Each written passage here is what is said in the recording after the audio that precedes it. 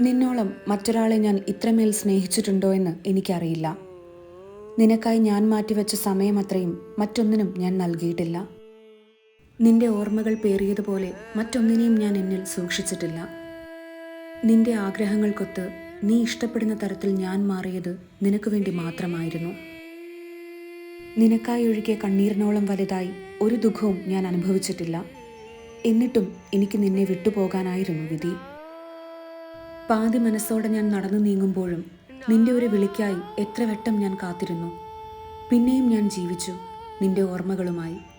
എന്തിനെന്ന് ചോദിക്കുമ്പോഴും നിന്നോടുള്ള അടങ്ങാത്ത സ്നേഹം കൊണ്ട് മാത്രമാണെന്നായിരുന്നു ഞാൻ എനിക്ക് നൽകിയ മറുപടി.